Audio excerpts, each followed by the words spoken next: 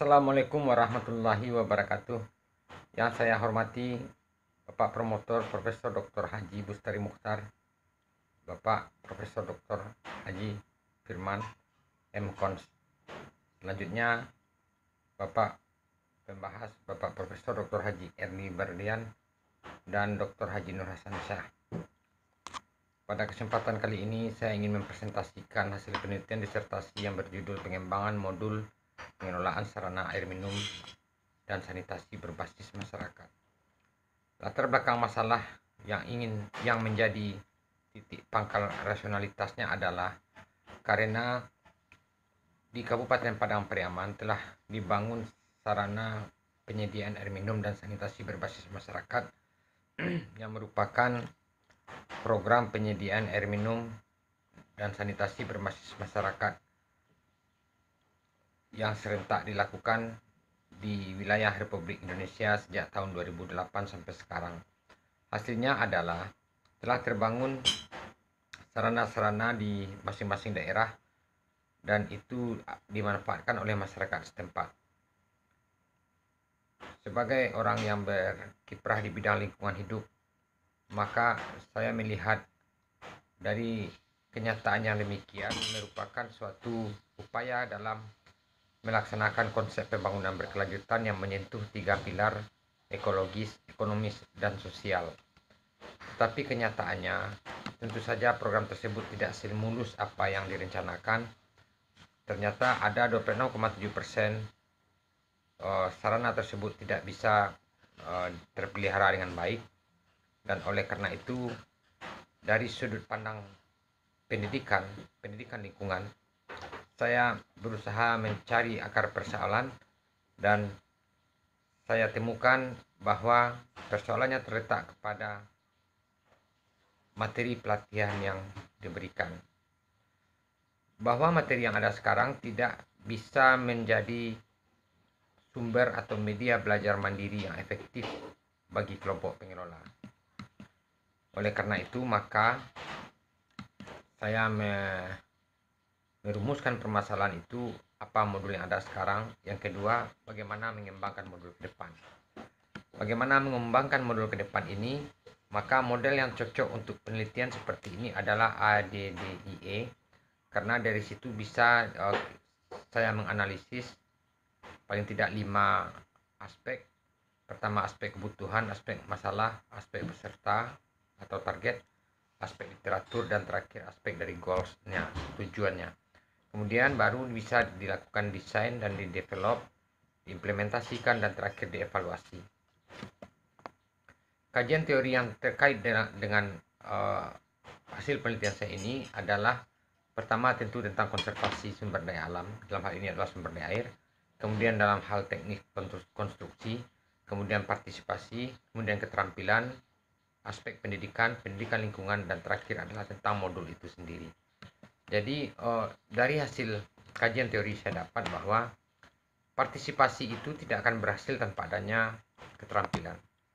Selanjutnya, keterampilan itu menurut beberapa literatur, salah satunya Kelly, mengatakan bahwa pendidikan merupakan salah satu alat untuk mewariskan nilai dan keterampilan hidup. Yang oleh Parkay tahun 2009 dijelaskannya bahwa keterampilan itu bisa dilakukan di pendidikan formal. Tetapi Nicholas dan Swart tahun 2004 mengemukakan bahwa pendidikan lingkungan direkomendasikan masuk ke dalam kurikulum, tetapi kenyataannya tidak semua pendidikan itu harus berlangsung di jenjang formal. Oleh karena itu, pendidikan lingkungan yang berhubungan langsung secara pragmatis di tengah masyarakat, menurut hemat saya itu tidak mudah dilakukan di jalur pendidikan formal, karena kenyataannya memang tidak ada jalur pendidikan formal yang berorientasi kepada pendidikan lingkungan seperti yang saya teliti hari ini. Dan oleh karena itu, maka dalam penelitian tentang keterampilan ini, menurut Rio tahun 2008, dia mengatakan bahwa keterampilan itu dikelompokkan menjadi 2. Pertama, keterampilan dasar, kedua, keterampilan tingkat tinggi atau higher order thinking skills. Kenyataannya, pada keterampilan tingkat dasar yang diperlukan itu hanya kemampuan membaca, menulis, berhitung. Dan hasil penelitian, ternyata kelompok masyarakat kita itu semuanya memiliki kemampuan dalam hal kemampuan dasar. Tetapi dalam kemampuan tingkat tinggi seperti adanya tanggung jawab, adanya kreativitas, itu masih belum optimal. Dan oleh karena itu maka modul yang akan disusun ini harus mengakomodasi cakupan materi yang cocok dengan kondisi yang demikian. Kedua, harus memiliki komponen yang pas. Kemudian terakhir, modul ini pun juga mampu dijadikan sebagai media atau sumber belajar mandiri bagi kelompok pengelola tersebut. Oleh karena itu, selanjutnya saya telah melakukan penelitian dan hasilnya sesuai dengan langkah-langkah penelitian yang saya sampaikan tadi. Pertama, analisis kebutuhannya, bahwa terdapat 3 hasil analisis yang dibutuhkan. Pertama, diperlukan penambahan materi yang terkait dengan kesadaran lingkungan, yaitu upaya perlindungan dan pengelolaan lingkungan. Karena walau bagaimanapun secara konsep pengetahuan itu menjadi khasanah bagi penentuan sikap seseorang dalam memandang lingkungan hidup. Kedua, yang dibutuhkan adalah pengembangan modul yang ada sekarang. Karena modul yang ada sekarang itu belum secara teoritis bisa dianggap sebagai modul pembelajaran mandiri. Kemudian modul yang dikembangkan diharapkan mempunyai validitas, praktikalitas, dan efektivitas yang signifikan. Dari hasil penelitian analisis berikutnya, yaitu analisis masalah, maka saya menyusun dalam bentuk sebuah matrik, yaitu matrik hasil analisis masalah. Matrik tersebut mengkombinasikan antara rows dan kolom sehingga didapat kesimpulan bahwa diperlukan satu materi UPPLH, kedua diperlukan suatu buku modul yang bersifat self-contained dan independen serta friendly. Artinya bahasa yang digunakan itu benar-benar cocok dengan bahasa lokal. Kita mengerti kalau program nasional tentu saja tidak bisa mengakomodir kebutuhan kearifan lokal masing-masing. Oleh karena itu, dalam modul yang saya desain itu terdiri dari 5 buku modul. 5 modul, pertama memuat tentang program itu sendiri, kedua tentang upaya perlindungan lingkungan, ketiga tentang kelembagaan, ini fungsi sosial, kemudian tentang SOP pemeliharaan, dan terakhir tentang administrasi dan pertanggungjawaban pelaporan.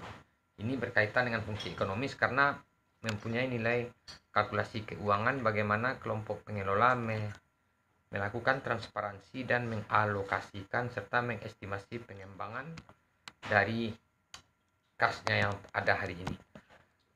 Hasil desain telah diuji validitasnya dan ternyata menunjukkan validitas yang sangat tinggi bernilai 0,89 menurut momen koefisien kappa. Hal ini bisa dimengerti karena di dalam praktisnya terjadi kelompok pengelola bisa melakukan evaluasi dirinya sendiri, kemudian adanya dialog dalam pelaksanaan pelatihan oleh trainer atau fasilitatornya. Setelah itu, dari hasil uji implementasi yang dilakukan 2 kali, pertama pada tanggal 5 November tahun 2020 dilakukan kepada 15 orang, kemudian tanggal 23 November dilakukan kepada 30 orang. Masing-masing melahirkan hasil praktikalitas dan efektivitas. Pada kenyataannya dalam praktikalitas saya menggunakan 3 kelompok besar. Pertama kelompok observasi yang mengamati, kedua kelompok sasaran di mana kelompok pengelola dilatih dalam penggunaan. Terakhir adalah kelompok trainer yang melakukan pelatihan, memberikan pelatihan. Kesimpulannya memang masih sangat tinggi juga, yaitu 0,88. Tetapi dalam hasil tersebut bisa saya sampaikan evaluasinya bahwa para trainer berpendapat pada poin 2, yaitu petunjuk bagi fasilitator dianggap masih terlalu kaku sehingga seorang trainer tidak bisa melakukan improvisasi terhadap kemajuan proses, dan itu sudah diperbaiki pada modul prototipe ketiga. Jadi setiap tahap-tahap itu menghasilkan prototipe. Dari hasil efektivitas, pertama dilakukan uji normalitas. Memang data terlihat normal, terdistribusi secara normal karena memiliki sig alfa besar dari 0,05, dan kemudian dilakukan uji homogenisitas. Dengan uji tersebut juga menghasilkan nilai sig yang besar dari alfa 0,05. Jadi dari hasil tersebut maka bisa kita tegakkan hipotesis H1 terdapat perbedaan yang signifikan tingkat pengetahuan kelompok setelah menggunakan modul tersebut. Hasil uji T yang dilakukan ternyata didapat sig 0,00 yang kecil dari sig 0,05 sehingga H1 diterima, otomatis H0 ditolak, dan berarti modul hasil pengembangan ini bersifat efektif untuk dilaksanakan. Dari hasil evaluasi terakhir maka saya susunlah modul yang final. Modul yang final adalah prototipe ketiga, dan bisa saya sampaikan hasil penelitian ini secara kesimpulan. Pertama adalah modul yang didesain ini terdiri dari 5 modul. Kelimanya dijadikan satu buku, memuat materi tentang pengenalan program, kemudian tentang konsep upaya perlindungan dan pengelolaan lingkungan, kemudian penguatan kelembagaan. Penguatan kelembagaan ini fungsi sosial, kemudian konsep dan SOP pemeliharaan sarana, terakhir administrasi dan pertanggungjawaban. Dari hasil penelitian tersebut secara valid mendapat nilai skor 0,86, sangat tinggi. Kemudian praktikalitas nilai K 0,87 juga sangat tinggi, dan hasil pengembangan terbukti meningkatkan pengetahuan secara signifikan dengan nilai sig 0,00 kecil dari 0,05. Implikasinya adalah bahwa buku modul ini dapat digunakan sebagai sumber dan media pembelajaran secara mandiri. Oleh karena itu bisa digunakan oleh kelompok pengelola dan sekaligus bisa digunakan oleh para trainer. Sarannya adalah kepada pihak kebijakan, stakeholdernya, pemangku kebijakan di tingkat pusat maupun provinsi, bisa mensosialisasikan modul ini, dan kemudian dalam penggunaannya tentu saja harus sesuai dengan petunjuk modul itu sendiri. Kira-kira itu yang bisa saya sampaikan. Saya akhiri dengan Assalamualaikum warahmatullahi wabarakatuh.